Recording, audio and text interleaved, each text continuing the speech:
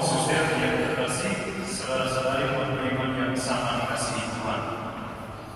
Ada satu peristiwa penting terjadi dalam Injil tadi, yaitu Thomas menyentuh atau menusuk luka Yesus, lambung bekas luka Yesus, dan juga tangan bekas paku pada tangan Yesus.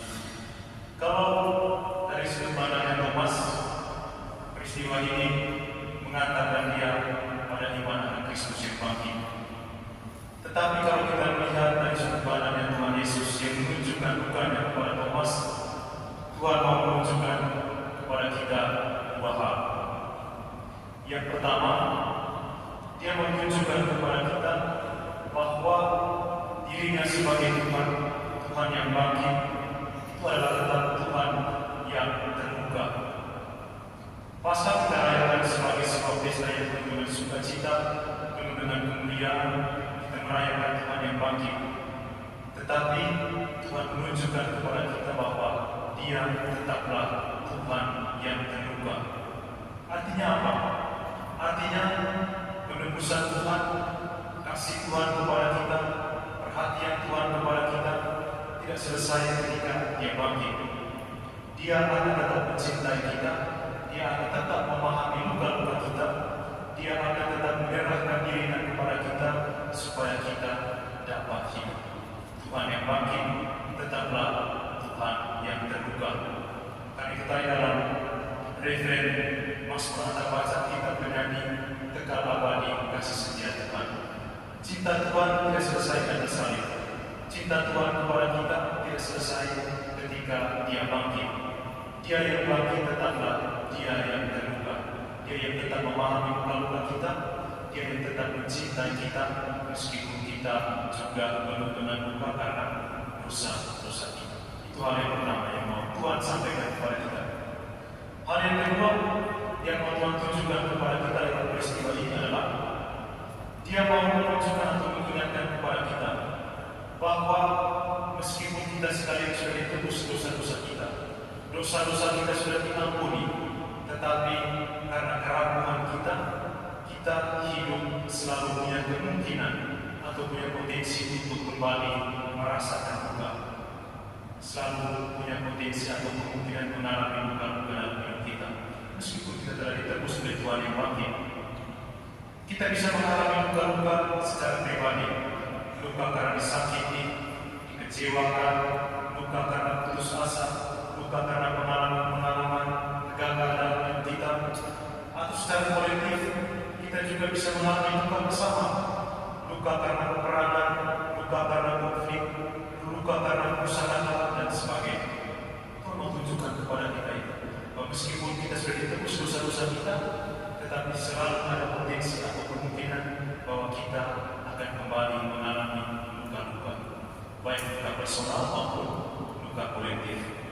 Maka pertanyaan pentingnya adalah ketika kita mengalami luka-luka itu, luka personal atau luka kolektif, apa yang mesti kita buat?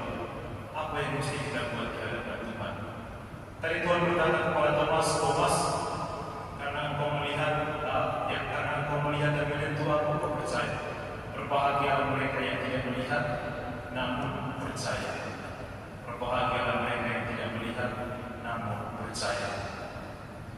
Kita memang tidak melihat Tuhan, tetapi di tengah keterlukaan kita, Tuhan mengajak kita untuk selalu menaruh harapan dan kepercayaan kepada Dia. Hari ini kita merayakan Yesus karena Tuhan, karena iman ilahi. Kalau kita lihat dari malam kami di Katolik Center, kami merefleksikan atau merenungkan satu doa singkat. Kalau kita lihat di gambar Yesus karena iman ilahi di situ berbunyi, Yesus Engkaulah andalan. Yesus Engkaulah andalan. Jadi di tengah luka-luka itu kita dipanggil untuk tetap mengandalkan Yesus. Kalau kita mau dengan jujur dan terbuka, kita lihat kita punya kenyataan hidup sekarang. Kita hidup di dalam sebuah dunia di mana semua orang punya kecenderungan untuk bergerak keluar. Apa-apa kita mau viral. Hal yang sekecil apapun atau hal yang besar bagaimanapun kita mau supaya viral. Sedikit-sedikit kita posting. Jadi misalnya hari ini sebentar kita makan siang, masih ketawa-ketawa, dan sebentar beberapa jam kita lihat teman kita sudah posting emoticon yang boneka itu air mata keluar itu. Atau tiba-tiba setelah kita pulang jalan-jalan malam, kita lihat teman kita sudah posting lagi, hanya titik-titik air mata, titik-titik. Apalagi ini? Ada apa dengan dia? Lalu atau barusan kita teleponan dengan teman kita, lalu beberapa jam kemudian kita sudah lihat posting statusnya hanya belum bisa. Kita berpikir apa dengan dia? Tapi contoh sederhana tapi itu adalah gambaran di mana kita manusia modern cenderung suka bergerak keluar. Kita cenderung menempatkan segala sesuatu supaya semua orang tahu. Kita mau supaya orang lain tahu luka-luka kita.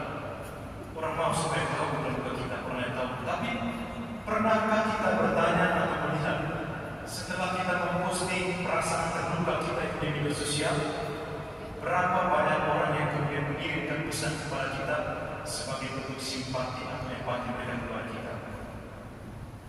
Atau setelah kita memposting tentang luka-luka dalam hidup kita, berapa orang yang datang kepada kita kemudian memberikan jalan keluar atau solusi kepada kita, menghibur kita? Berapa orang? Saya yakin pasti sedikit atau bahkan tidak ada. Bahkan orang ketawa kita. Kita posting perasaan kita luka-luka kita, orang ketawa. Rasanya dia sedang mengalami kesusahan. Jadi saudara-saudara yang terkasih, saking cenderungnya kita mau viral, kita mau orang lain tahu luka kita, sampai kita lupa bahwa Yesus selalu menantikan kita untuk datang kepada Dia dan menyampaikan kepada Dia tentang luka-luka kita. Dia menantikan kita sepanjang waktu untuk datang kepada Dia, ceritakan kepada Dia tentang luka-luka yang kita alami. Saking kita sibuk dengan diri kita sendiri, kita lupa dengan Tuhan. Ada satu cerita kecil teman saya waktu kami masih senari, dia putus cinta dengan pacarnya. Kemudian teman saya datang kepada dia, setelah dia mengalami putus cinta 1 minggu saja, dia kemudian sudah seperti biasa gembira dan lain-lain. Lalu teman saya bertanya, teman, kira-kira apa rahasia supaya kita bisa cepat move on kalau kita putus cinta? Lalu ada yang bilang cari lagi. Lalu teman saya memberi teman, kalau kau putus cinta dan kau supaya bisa cepat move on, maka berusahalah untuk asik dengan dirimu sendiri, sibuklah dengan dirimu sendiri. Lalu teman saya bilang, wah ini nasihat yang sangat bagus. Teman saya sambung begini, ya dengan cara itu juga kita sering melupakan teman. Kita asik dengan diri kita sendiri, asik menceritakan luka-luka kita kepada orang lain, tapi kita lupa Tuhan selalu menantikan kita untuk bawa luka-luka kita kepada Dia. Karena itu hari ini, ketika Tuhan menunjukkan menampakkan dirinya yang terluka kepada Thomas, Dia menunjukkan kepada kita yang pertama bahwa Dia yang baik, Dia adalah kita Tuhan yang terluka, selalu mencintai kita dengan keterlukaan kita. Yang kedua, Dia mau mengingatkan kepada kita bahwa karena keraguan kita selalu ada potensi untuk mengalami keterlukaan. Dan yang ketiga yang paling penting, ketika kita mengalami luka-luka itu, jangan lupa untuk bawa luka-luka itu kepada Tuhan. Jadi kita bawa segala sesuatu yang masih kurang kepada Tuhan, Dia adalah Tuhan yang melengkapi bagi kita. Kita bawa segala sesuatu yang masih belum sempurna dalam hidup kita, bawa kepada Tuhan, Dia adalah Tuhan yang menyempurnakannya untuk kita. Semoga Tuhan memberkati kita sekalian.